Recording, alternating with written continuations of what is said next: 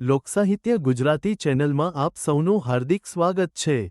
મિત્રો, તમે નવા હો તો અમારી ચેનલને લાઇક, શેર અને સબસ્ક્રાઇબ કરવાનું ભૂલશો નહીં. એક વ્યક્તિને જવાબ દીધો હતો, અમારા ભજન હાલતા હોય ને ત્યારે મારે તબલથી સામું જોવું કે શું હોય. ક્યારેક ક્યારેક એ છે ને આમ ગાતા ગાતા સુર દેહે. લખણોમાં પહેલી વખત પેલા રાઉન્ડમાં તમે જોયું છે કે સેજ તબલું ઉતરે ને એટલે સુર દે, અને તબલથી છે ને એ હથોડીના બે ત્રણ ઘા મારે. શું કરવા? આમાં ઘર હોય, એ વાગતા વાગતાનું ઘર મૂકી દે ને એટલે બે હથોડીને ટપોરા મારી અને પાછું સાયસામાં લઈ આવે, એ ઘરે લઈ આવે અને પાછું હરખેરખા સા મળે. એમ પૈસાની લોલતામાં સમાજનું ઘર મૂકી દે ને ત્યાં બે ટપોરા મારીને પાછા ઘરમાં લઈ આવવા પડે. તમે કોણ છો? શું અસ્મિતા છે, શું સંસ્કૃતિ છે. ખરેખર હું એમ આમ અતિશક્તિ નથી કહેતો, પણ 250 વર્ષ અંગ્રેજોએ રાજ કર્યું અને જે ન કરી શક્યા એ આ વેચવેચના મોબાઈલ કરી દે. પેલા 250 વર્ષમાં ન કરી ગયા ને એ આ વેચવેચના મોબાઈલ છે, એ કરી દે. હું એનો વિરોધી નથી, પણ એનો જે રીતે ઉપયોગ થાય છે, હા, એ પેલા ન કરી શક્યા ને એ આ કરી જાય. માણાથી માણા છેટો જ પડતો જાય, છેટો જ પડતો જાય. બાપ દીકરો બેઠા હોય તે પોતપોતાના બેઠા હોય, પાસે બેઠ કંઈ ખબર જ ન હોય. મહેમાન આવ્યું ગયું કાંઈ ટીવીના સામો બેઠો રહીએ, રાજ્યસભામાં રિમોટ લઈને બેઠો રહીએ, ચેનલો બદલાવી જ રાખે, બદલાવી જ રાખે. એકે ચેનલમાં મજા નથી આવતી, બદલાવી જ રાખે, બદલાવી જ રાખે. છતાંય કલાક દોઢ કલાક કાઢ નાખ ટીવી આવી. શું કરવા? એને પાડોશીથી મજા નહીં આવતી હોય થઈ ને નગરમાં ભલામણા ભેરા થઈને બેહે. હા, અને એમાં અમારા અમુક સિટીમાં જો તમારે ખંભાળિયામાં થઈ ગયા છે, અમારા અમુક જુનાગઢમાં તમે આવો ને તો અમુક તો એવી સોસાયટી છે ને કે આમ ડેલા બંધ ને પગી બેઠો હોય. ન ત્યાં શાકભાજીવાળો આવે, ન બકાલાવાળો આવે, ન બંગડી વપટીવાળો આવે, ન માગવાવાળું આવે, ન કોઈ ઢોર ઢાંખર આવે.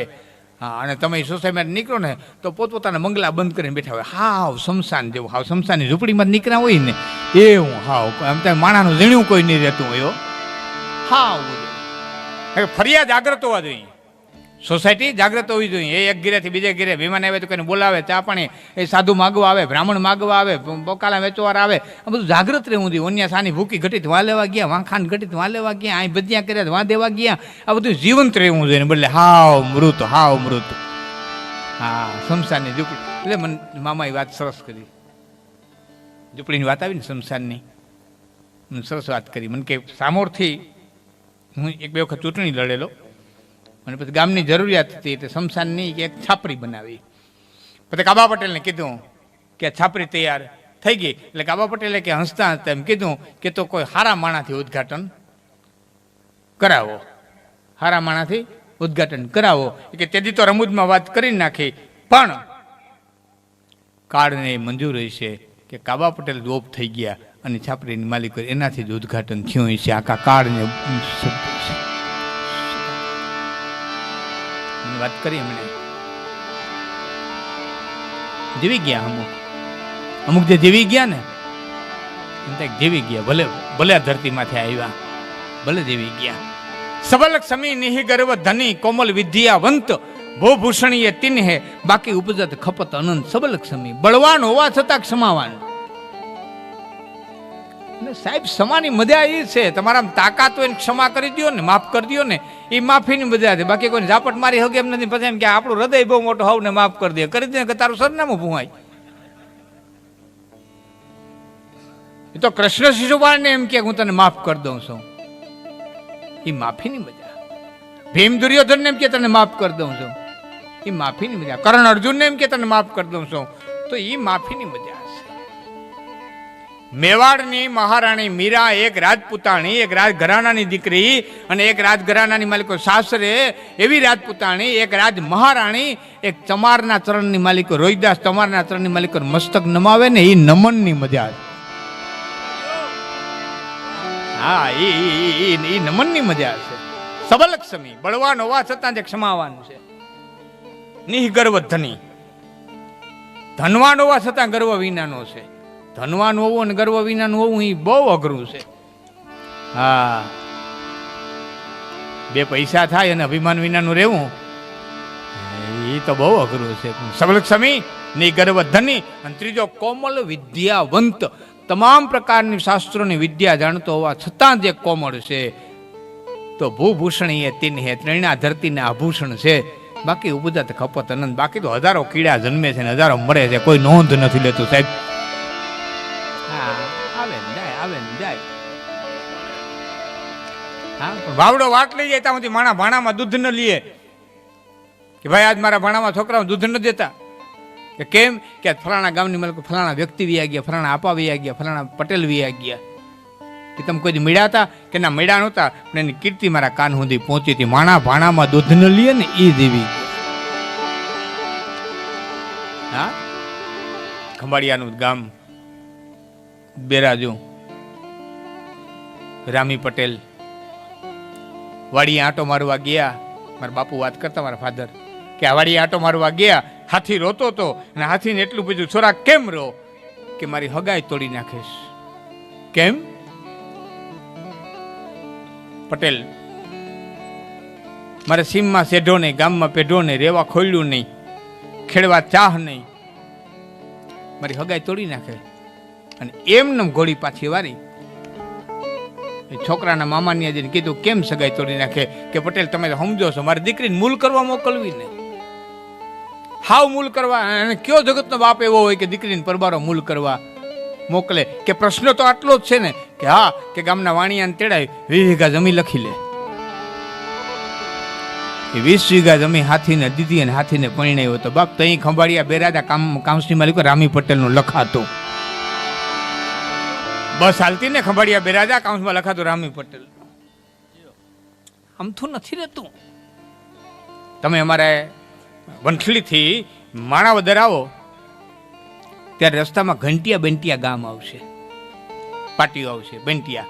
એ બંટિયા ગામની માલિકો 3 ઘર, હવે તો 5 હાથ થઈ ગયા, 3 ઘર આયરોના. હું 30 વર્ષ પહેલાની વાત કરું, મારી સાંભળણની, મારી જોયેલી. 3 ઘર આહીરોના અને ઇતર સમાજનું આખું ગામ. એમાં તે વખતે એવા રિવાજો નીકળ્યા હતા, ગામ આખું એક થઈ જતું. એ ગામ આખું હપી ગયું, એક થઈ રહ્યું, આયરુનો ત્યાગ કર્યો. એને કોઈ મૂલે નહીં જવાનું, એને કંઈ બાકસ નહીં દેવાની, બીડી નહીં દેવાની, પાન નહીં દેવાનું, ફાંકી નહીં દેવાની, અનાજ નહીં દેવાનું. બધા મૂલીન માટે કંટ્રોલ મૂક્યો. બધું ગામ એક બાજુ થઈ ગયું. છેલ્લે દેવજીભાઈ કરીને વાણંદ, અને એને બોલાવીને કીધું તારે આયરુન દાઢી કરવા ન દેવી, નકર અમે તારો ત્યાગ કરી દે. હું રામ બાપા મારું અટકને આપણે આયર, મેં જોયેલા રામ બાપાને, રામ રૂડા, એ મારું અટકને આયર. અને એને વાણંદને બોલાવીને કીધું કે આવું સાંભળ્યું છે ગામ તારો ત્યાગ કરી દે. હા બાપા, ગામ ત્યાગ મારો કરી દે. કે તો શું કરે? છોકરાઓને લઈને સુરત ઉયો જાય. પણ તું અમને મૂકી દે ને 3 ઘરને, ગામ ભેરો ભળી જા. કે તમારું અન્ન ખાધું છે, હું તમને નહીં છોડી શકું. અને તે દીકરા હમણાં ગુજરી ગયો, ભાઈ હાજોભાઈ ગુજરી ગયો. હાજાભાઈને બોલાવીને કીધું તું કે આ 3 ઘરમાંથી વાણંદ નભે નહીં, અને જીવાઈ માટે કંઈ કરી દો. કે બાપા શું કરી દે? તમે કયો એ કરી દઈ. કે 10 વીઘા જમીન કાઢી દો. એ માણાવદર જઈને વકીલ પાસે જઈને 10 વીઘા જમીન કાઢી દીધી દે.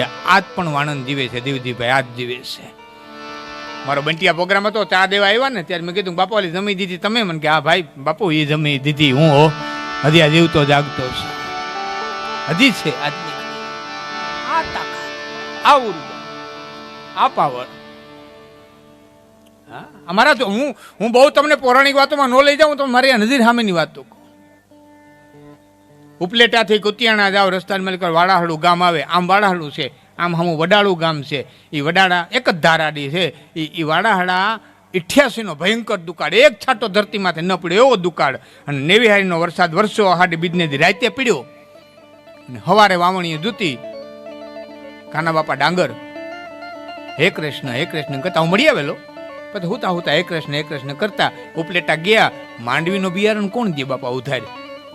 તલ ને એડા ને મગ ને એવું બધું દીધું. એ લઈ અને વાડાહલાને પાટીએ ઉતાર્યું ને કીધું છોકરાઓને કહું ગાડું લઈને ભરી જાય. એ હાલી અને વડાડે જાય, અડધો પોણો ગાવ દેવું થાય. હાલીને જાય, એ ધાર બરોબર હરિજન ઉતરે અને પોતે ચડે. બાપા કાના બાપા હું તમારે ઘેરે ગયો તો. કે કેમ? કે પોર તો દુકાળનું વરસ હતું, ચોકડીઓ ખાધી અને કાઢી ખોદી અને ગાર્યું. બાપા મારું ખેતર કોરું રહી જાય, મારી પાસે વાવણી કર્યા દેવું કાંઈ નથી. એ કીધું કે જ્યાં વાડાહરા બસ સ્ટેન્ડ પાસે ને હોટલ ને અમે ઉતાર્યું છે, ગાડું લઈને ભરી આવી, પોતે ખંભે પછીડી નાખીને ઘરે આવતા રહ્યા. વાવણી ખોટી કરી નાખી સાહેબ. કાલ જડશે કે નહીં જડે એનો વિચાર કર્યો નહીં. ઉપલેટાથી વાળાડા ને પાદર સુધી પહોંચ્યું, ત્યાં દાન દઈ દીધું. અમથા ગુણ નથી ગાતા અમે, અમથા નથી ગાતા.